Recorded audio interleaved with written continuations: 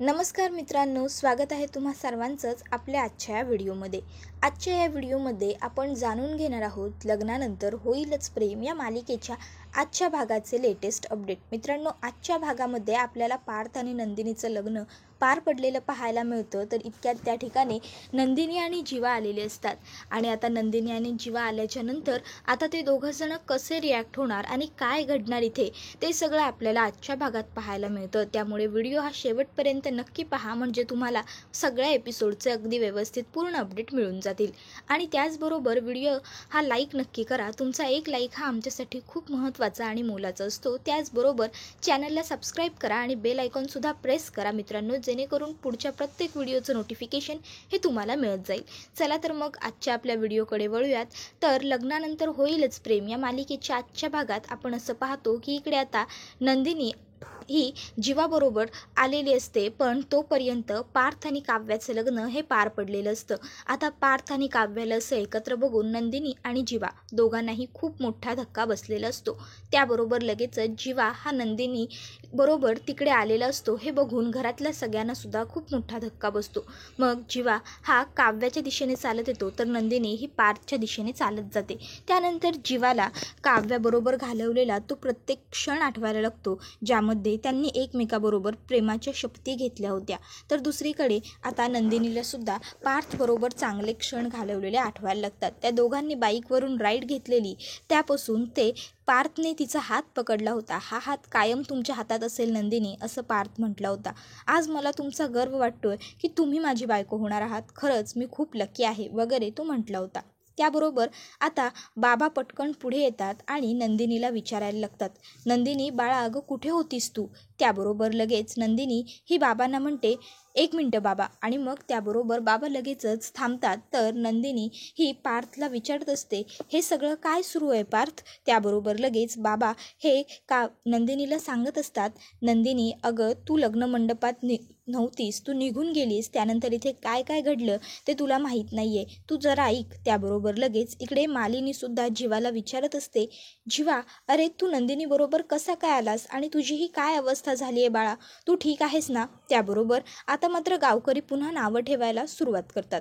गावातली काही लोक म्हणत असतात, अरे ही तर पळून गेली होती. तर दुसरी व्यक्ती म्हणते, अरे मग ही परत का आली, कशासाठी? तर तिसरी म्हणत असते, अरे हा तरी नवरदेवाचा धाकटा भाऊ आहे ना, अरे यांचं काहीतरी लचांडच वेगळं आहे, यांचं काहीतरी लफडच असणार वगैरे. आता काव्याला हे सगळं ऐकणं असह्य होत असतं. तर दुसरीकडे आता नवरीचे मामा म्हणजेच दौलतराव हे नंदिनीला म्हणायला लागतात, तोंड काळं करून गेली होतीस आमचं, तर कशाला परत आलीस? त्याबरोबर आजीसुद्धा नंदिनीला म्हणायला लागते, निघून गेली होतीस ना, मग काय गरज होती तुला परत येण्याची? त्याबरोबर मात्र आता नंदिनी सगळ्यांवरती जोरात ओरडते, थांबा प्लीज, पळून नव्हते गेले मी, मला किडनॅप केलं होतं. आता हे सगळं ऐकून सगळ्यांना खूप मोठा धक्का बसतो. त्यानंतर नंदिनी सांगायला लागते, हो, आमच्या आनंद निवासमध्ये काम करणाऱ्या दीपकने मला पळवून नेलं होतं. आणि मग ती सांगायला लागते की मी देवघरामध्ये गौरीची पूजा करण्यासाठी बसले होते, त्यावेळेस मला माहीत नाही तो कुठून आला, कसा आला, त्याने आला आणि मला तिथून माझ्या तोंडाला काहीतरी लावून किडनॅप करून घेऊन गेला. त्यानंतर तो माझ्याजवळ जाऊन जबरदस्तीने लग्न करणार होता, पण नशीब त्या वेळेवर जीवा तिथे आला आणि त्याने कसं बसं त्याला मारून वगैरे मला इथपर्यंत आणलं. असतो होता म्हणून मी इथे येऊ शकले. त्याबरोबर बाबा हे जीवापुढे हात जोडतात आणि मग ती जीवाला म्हणत असतात, खरंच जीवा, आज तुझ्यामुळे आमची मुलगी वाचली, नाहीतर आज खरंच काय घडून गेलं असतं याची आम्हाला कल्पनासुद्धा करावणार नाही. खरंच खूप खूप आभार आहेत तुझे. त्याबरोबर लगेचच इकडे आईसुद्धा हात जोडते आणि तीसुद्धा जीवाला म्हणत असते, हो जीवा, खरंच आज तुझ्यामुळे माझी लेक सुखरूप घरी परत आली. तुझे खूप खूप उपकार आहेत आमच्यावर, आम्ही कधीच तुझे उपकार विसरू शकणार नाही. त्याबरोबर लगेच इकडे मामा हा नंदिनीला विचारायला लागतो, अगं नंदिनी, मग तुझ्या मोबाईलवरून आलेला तो मेसेज, तो व्हिडिओ, ते सगळं काय होतं गं? त्याबरोबर नंदिनी म्हणायला लागते, फेक होता तो व्हिडिओ. हो, फेक होता तो व्हिडिओ. तुमचा एकदाही विश्वास वाटला नाही का माझ्यावर की आमची नंदिनी असं वागणारच नाही म्हणून? त्याबरोबर आजी म्हणत असते, हे बघ, आम्हाला त्या तंत्राबिंत्रातलं काही कळत नाही. त्याबरोबर नंदिनी आजीकडे येते, तिचे हात हातात घेत म्हणते, हो मान्य आहे ना, तुम्हाला तंत्र वगैरे यातलं काही कळत नाही, तुमच्या डोळ्यांना जे दिसलं ते तुम्हाला खरं वाटूच शकतं, पण तुम्हाला तुमची नंदिनी तर माहीत होती ना? मग तरीसुद्धा तुम्हाला वाटलं की मी हे सगळं असं करेन? मी का पळून जाईन? मी लग्नातून पळून वगैरे काहीच गेले नव्हते. किडनॅप केलं होतं मला, किडनॅप केलं होतं, असंच आता ती सगळ्यांना ओरडून ओरडून सांगत असते. आता मात्र इकडे पार्थ हा काहीच बोलत नसतो, कारण त्याच्याकडे बोलण्यासारखं काही उरलेलंच नसतं. तो अगदी निरुत्तर झालेला असतो. तर इकडे नंदिनी ही पार्थला म्हणत असते, पार्थ, आठवतंय तुम्हाला? एकदा तुम्ही मला म्हटला होतात, तुम्ही माझ्यासाठी वाट पाहाल ना? त्यावेळेस खरं तर गैरसमजाच्या काठावरती उभी होते मी, तरीसुद्धा तुमच्यासाठी थांबले मी, तुमची वाट पाहिली तिथं. तरी पण आज तुम्ही जेव्हा तुमच्यावर वेळ आली त्यावेळेस माझ्यासाठी नाही थांबलात. त्याबरोबर त्या ठिकाणी आता आई आलेली असते आणि ती नंदिनीला म्हणत असते, अगं नंदिनी. त्यावर नंदिनी म्हणते, आणि आई तुलासुद्धा माहीत नाही का गं तुझी नंदिनी कशी आहे? तुलाही वाटलं नाही मी असं वागणार नाही? त्यावर बाबा हे नंदिनीचा हात हातात घेतात आणि नंदिनीला धीर देत समजावत असतात, नंदिनी बाळा, आमचा तुझ्यावरती पूर्ण विश्वास होता. आम्हाला माहीत होतं नंदिनी असं काहीसुद्धा वागणार नाही, पण ह्या गावकऱ्यांनी आमचं काही ऐकूनच घेतलं नाही. यांनी आमच्यावरती बळजबरी केली आणि म्हणून आम्हाला हे सगळं करावं लागलं. खरंच सांगतो बेटा, यामध्ये पार्थची सुद्धा काही चूक नाही. आणि मग आता बाबा हे नंदिनीला सांगायला सुरुवात करतात की तिथे काय घडलं होतं आणि कसं घडलं. मग बाबा हे नंदिनीला सांगायला सांगतात की तू ज्यावेळेस पळून गेलीस त्यावेळेस हे लग्न होणारच नाही, असंच आम्ही लोकांनी ठरवलं होतं. आम्ही तुला शोधण्यासाठी इथून बाहेर पडत होतो, त्यावेळेस ह्या गावकऱ्यांनी आम्हाला अडवलं. सगळे जाऊन गेटवरती उभे राहिले, सगळ्यांच्या हातांमध्ये काठ्या होत्या आणि कोणीही आम्हाला पुढे जाऊ देत नव्हतं आणि म्हणत होतं की काही झालं तरी वरात ही इकडनं मागे जाणार नाही, तुम्ही पळून जाऊ शकत नाही. त्यावेळेस पार्थने सगळ्यांना ठणकावून सांगितलं की आम्ही पळून जात नाही आहोत, तर आम्ही आमच्या बायकोला शोधायला जातोय. माझी होणारी बायको नंदिनी गायब आहे, मी तिला शोधायला जाणार. आणि त्यावेळेस पार्थ तिथून बाहेर पडत होते, पण एका माणसाने काचेची बाटली फोडण्यासाठी पार्थवरती हल्ला केला, पण ती बाटली दुर्दैवाने पार्थच्या आईला म्हणजेच मालिनीताईंना लागली आणि मालिनीताईंवरती हल्ला झाला. आपल्या आईला लागलेलं बघून पार्थसुद्धा मागे हटला आणि मग त्यांनी ह्या लग्नासाठी होकार दिला. खरं सांगतोय बाळा, आम्ही सगळ्यांनी हे मजबुरीमध्ये केलं आहे, प्लीज एकदा समजून घे, ऐक आमचं. आणि जर मी सांगतोय ते सगळं काही तुला खोटं वाटत असेल तर एकदा बघ मागे, बघ मालिनीताईंच्या डोक्याकडे. त्यावेळेस नंदिनी मागे फिरते आणि मालिनीच्या डोक्याकडे बघत असते. तर आता हे सगळं नंदिनीला ऐकून खूपच जास्त वाईट वाटत असतं. तर बाबा हे नंदिनीला म्हणतात, आणि हे सांगितलंच होतं ना की सोयरीक तर होईल, पण तुमचं लग्न होणं अवघड आहे. कदाचित ही अशीच सोयरीक जुळायची असेल. त्याबरोबर लगेचच नंदिनी ही पार्थ आणि काव्याकडे बघते आणि म्हणत असते, अरे पण एकदा काव्याच्या मनाचा तरी तुम्ही सगळ्यांनी विचार करायचा होतात ना. काव्या माझी पाठ राखीण येणार होती आणि तुम्ही माझ्या जागी तिलाच मंडपात उभी केलीत आणि मी आज इथे पार्थ आहो धडपडत पडत झडत झगडत परिस्थितीशी इथपर्यंत आली आहे मी तुमच्यासाठी, तुमच्याशी लग्न करायला, आणि तुम्ही काव्याबरोबर. त्याबरोबर लगेचच इकडे पार्थच्या सुद्धा डोळ्यांमध्ये पाणी आलेलं असतं. तर नंदिनी ही सांगत असते की मला दीपकने किडनॅप केलं होतं म्हणून मी वेळेवर पोहोचू शकले नाही, पण तुम्ही सगळ्यांनी कोणीच मला समजून नाही घेतलं. आता नंदिनी हे सगळं जे बोलत असते ते सगळं ऐकून काव्याला आणखीन जास्त वाईट वाटत असतं. आता काव्यासाठी सगळ्याच गोष्टी अगदी असह्य झालेल्या असतात. मग ती डायरेक्ट तिथून पळते आणि तिच्या खोलीमध्ये येते. आता खोलीत आल्याबरोबर ती पहिल्यांदा तो शेला वगैरे फेकून देते आणि त्यानंतर ती तो हार गळ्यातनं काढते आणि टाकते. त्याबरोबर त्या ठिकाणी आजी, तिची मामी आणि धाकटी बहीण आलेले असतात. आता काव्य मंगळसूत्र काढून टाकणारच असते, तोपर्यंत तिची मामी येते आणि मामी तिचा हात पकडते. त्याबरोबर पुढे ती काव्याला म्हणत असते, काव्या काय करतेस तू, कळतंय का तुला? आणि हे सगळं काय सुरू आहे तुझं? शांत हो, मंगळसूत्र काढायला निघाली आहेस? त्याबरोबर काव्या ही तिला म्हणत असते, मग काय करू मामी, सांग ना. आणि आली आहे ना आता नंदिनीताई पळून गेली म्हणून हे सगळं घडलं होतं ना. पण आता नंदिनीताई परत आली आहे, तुमचा सगळा प्रॉब्लेम सॉल्व्ह झाला आहे. बस आता जा आणि पार्थचं आणि नंदिनीताईचं लग्न लावून द्या, प्लीज मला सोडून द्या या सगळ्यातून. त्याबरोबर लगेचच मामी म्हणत असते, तुला सगळं सोपं वाटतं का काव्या? लग्न म्हणजे काय बाहुला बाहुलीचा भातुकलीचा खेळ आहे का?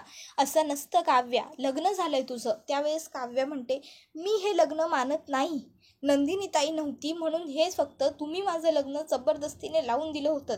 त्यावेळेस मामी काव्याला समजावते की बाळा, मानणं न मानणं असं काही नसतं. तुझं लग्न हे थोरा मोठ्यांच्या आशीर्वादाने अग्नीच्या साक्षीने मंगळसूत्र घालून झालंय. त्याबरोबर आजीसुद्धा काव्याची समजूत घालत असते की काव्या, हे बघ, एकदा का हे मंगळसूत्र आपल्या गळ्यामध्ये घातलं ना एखाद्या पुरुषाने की ते मंगळसूत्र आपण आयुष्यभर काढू शकत नसतो. कळतंय का तुला? हे मंगळसूत्र आता तू काढू शकत नाहीस बाळा. त्याबरोबर आता मात्र काव्याची आणखीन जास्त चिडचिड व्हायला लागते. काव्या म्हणत असते, काय बोलताय तुम्ही हे सगळे? का नाही काढायचं मी हे मंगळसूत्र? आणि मान्य आहे ना, बरोबर आहे तुमचं, आयुष्यभर नाही काढायचं. पण अरे ते मंगळसूत्र जर आपल्या आवडीच्या पुरुषाने आपल्या गळ्यात घातलं तर ते मंगळसूत्र मला आयुष्यभर मरेपर्यंत गळ्यात घालून मिरवायला आवडेल. पण हे मंगळसूत्र गळ्यात घालून मिरवू मी? अरे हा फास वाटतोय मला माझ्या गळ्याला लावलेला. असं वाटतंय की कोणीतरी साप आणलाय आणि माझ्या गळ्यात अडकवलाय. टोचतंय मला हे मंगळसूत्र. का घालून मिरवायचंय मी हे? तुम्ही सगळ्यांनी जबरदस्तीने माझं लग्न लावून दिलं. आता नंदिनीताई आली आहे ना, मग सुटला ना सगळा प्रश्न, जा ना तिकडे. त्याबरोबर मामी ही काव्याला म्हणत असते, तेच म्हणते मी.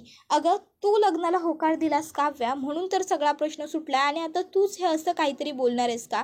त्याबरोबर काव्या ही मामीला म्हणत असते, मी लग्नाला होकार दिला मामी? तुम्ही कोणी माझ्यासमोर काही पर्याय शिल्लक ठेवला होतात का? आठवतोय का तुम्हाला?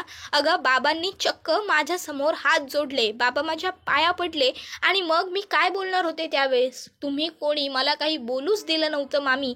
येतंय का तुमच्या लक्षात? आणि जबरदस्तीने माझं लग्न पार्थ बरोबर तुम्ही लावून दिलं आणि मला हे लग्न मान्य नाहीये. कळतंय तुम्हाला?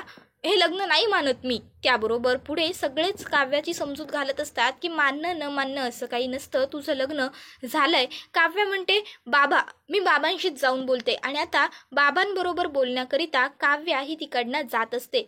त्याबरोबर आता लगेचच आजी ही काव्याचा हात पकडते आणि तिला थांबवते. काव्या आजीकडे रागाने बघत असते. तर आजी ही काव्याला सांगत असते, खबरदार काव्या, इथून पाय बाहेर काढीशील तर तू कुठेही जायचं नाहीयेस आणि तिथे जाऊन तर वेड्यासारखं काही बडबडायचं नाहीयेस, कळलं तुला?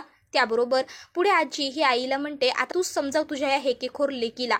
त्याबरोबर आई ही काव्याला म्हणत असते, काव्या थांब, आज जर तू इथून गेलीस ना बाळा, तर फक्त तुझ्या बाबांचा जीव नाही जाणार तर माझाही जीव जाईल. आता मात्र पुन्हा एकदा घरच्या सगळ्या बायकांनी मिळून काव्याला बिचारीला इमोशनल ब्लॅकमेल केलेलं असतं आणि बिचारी काव्या सगळ्यांच्या हट्टापोटी तिथे थांबते. ती काहीच पाऊल उचलत नाही. त्यानंतर आता इकडे आजी ही काव्याला समजावून सांगते, बाळा असं नसतं ग, तुझं लग्न हे देवाच्या ब्राह्मणाच्या साक्षीने झालंय. खरंच सांगते, असं नाही करतायत. आणि आता नंदिनी ताई आली म्हणून तुझं लग्न मोडलं असं सुद्धा होत नाही, असं तिला आई समजावते. आता मात्र काव्याच्या लक्षात सत्य परिस्थिती आलेली असते. तर आई ही काव्याला समजावून सांगते की हा काळा दोरा म्हणजे फक्त दोरा नसतो, हे 7 जन्मांचं नातं असतं, हे 7 जन्माचं बंधन असतं. तुला कळतंय का काव्या? त्यानंतर सगळ्या तिकडनं निघून गेलेले असतात. तर आता जीवा हा काव्याच्या खोलीमध्ये आलेला असतो आणि काव्या ही जीवासमोर हात जोडून त्याला म्हणत असते, मी खरं सांगते तुला जीवा, अरे हे सगळं मजबुरीत करावं लागलं आम्हाला. मी खरंच सांगते, मी हे लग्न वगैरे काही मानत नाही आहे जीवा, खरंच. त्याबरोबर जीवा हा काव्याला म्हणत असतो, ठीक आहे, तू नाही मानत ना हे लग्न वगैरे, मग मी सांगेन ते करशील? त्याबरोबर काव्या म्हणते, हो, तू जे सांगशील ते करायला मी तयार आहे, तू बोल जीवा फक्त. त्याबरोबर जीवा हा काव्याचं मंगळसूत्र पकडतो आणि काव्याला म्हणत असतो, तू नक्की हे लग्न मानत नाहीस ना? त्याबरोबर काव्या म्हणते, हो, खरंच हे लग्न मानत नाही. त्याबरोबर जीवा काव्याला सांगतो, मग काढ हे मंगळसूत्र. त्याबरोबर काव्या हा जीवाचा हात पकडते. तर जीवा म्हणत असतो, नाही तू हे लग्न, मग हे मंगळसूत्र घालण्याची तुला काय गरज आहे? काढून टाक. त्याबरोबर लगेच तिकडे आता काव्या ही जीवाचा हात पकडते. तर दुसरीकडे आता आई ही पार्थला समजावत असते की पार्थ, आता तुझं काव्याबरोबर लग्न झालेलं आहे, आता तीच तुझी बायको आहे. पार्थ लक्षात ठेव, आता ती काव्या पार्थ देशमुख आहे. त्याचबरोबर आता दुसरीकडे जीवा हा काव्याला ठणकावून सांगत असतो, माझ्यासाठी तू मेलीस काव्या. त्याबरोबर हे ऐकून काव्याला खूप मोठा धक्का बसलेला असतो. काव्याच्या पायाखालची जमीनच हललेली असते. ती फक्त निरुत्तर होऊन आता बघत राहिलेली असते जीवाकडे आणि हा एपिसोड इथे संपतो. व्हिडिओ आवडला तर व्हिडिओला लाईक नक्की करा आणि चॅनलला सबस्क्राईब करून बेल आयकॉन प्रेस करा. मित्रांनो, तुमचा एक लाईक हा आमच्यासाठी खूपच जास्त मोलाचा असतो, कारण तुमच्या एका लाईकमुळेच आम्हाला पुढे जास्तीत जास्त काम करण्याची आणि जास्तीत जास्त व्हिडिओ तुमच्यासाठी बनवत राहण्याची ऊर्जा मिळत असते. आणि त्याचबरोबर चॅनलला सबस्क्राईब करून बेल आयकॉनसुद्धा प्रेस करा, जेणेकरून तुम्हाला प्रत्येक सिरियलचे अपडेट असे छान प्रकारे घेता येत राहतील आणि छान व्हिडिओचा आनंदही घेता येईल. बेल आयकॉन प्रेस करा, जेणेकरून आम्ही व्हिडिओ अपलोड केला की त्याचं नोटिफिकेशन हे तुमच्या मोबाईलवरती चटकन येऊन जाईल. त्याचबरोबर आता कमेंट करून सुद्धा सांगायला विसरू नका की तुम्हाला काय वाटतं, इथे जीवाने काव्याला जे काही सांगितलंय की तू माझ्यासाठी आता कायमची मेली आहेस, ते योग्य आहे का चुकीचं. त्याचबरोबर आता इथे पार्थचं आणि काव्याचं लग्न तर घरातल्यांनी जबरदस्तीने लावून दिलंय आणि अचानक आता त्या ठिकाणी नंदिनी सुद्धा आलेली आहे. मग आता घरच्यांच्या समोर पर्याय फक्त उरलाय, तो म्हणजे नंदिनी आणि जीवाचं लग्न लावून देणे.